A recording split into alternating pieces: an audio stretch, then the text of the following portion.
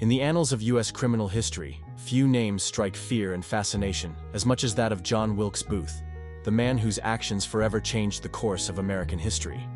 But who exactly was John Wilkes Booth, and why does he still remain one of the most infamous figures in American history? Let's step back to 1865 and explore the life and legacy of the most wanted man in U.S. history. Born on May 10, 1838, in Bel Air, Maryland, Booth came from a family steeped in theatrical tradition. His father was a renowned Shakespearean actor, and John himself was an acclaimed stage performer. Yet, despite his success on stage, Booth's personal life was far from harmonious. As the U.S. entered the turmoil of the Civil War, Booth, a staunch Southern sympathizer, became increasingly vocal about his hatred for President Abraham Lincoln and his policies.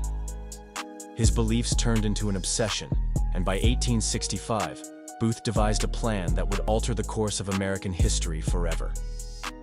On the night of April 14, 1865, Booth entered Ford's Theater in Washington, D.C., where President Abraham Lincoln was attending the play Our American Cousin.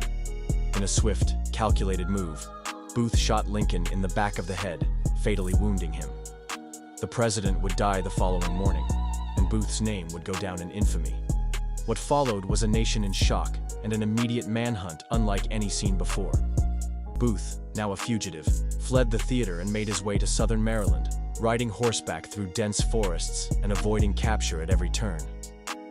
As the U.S. government launched an unprecedented manhunt, Booth's name became the most sought after in the country. A reward of $100,000 was offered for his capture, an astronomical sum at the time. The nation watched as detectives, soldiers, and civilians combed through every lead. But the escape was not without its complications. Booth's journey was fraught with danger, as he hid in swamps, changed disguises, and even sought refuge in sympathetic Confederate homes. Despite his efforts, the noose of justice was tightening. Booth's escape came to a tragic end on April 26, 1865, just 12 days after the assassination. In a tobacco barn in Virginia, Booth was cornered by Union soldiers. He was shot and killed, his body later identified by his notorious limp and distinctive appearance. The assassination of President Lincoln and the subsequent death of John Wilkes Booth sent shockwaves across the nation. For many, Booth became the face of treason, a man whose actions would be studied and remembered for generations.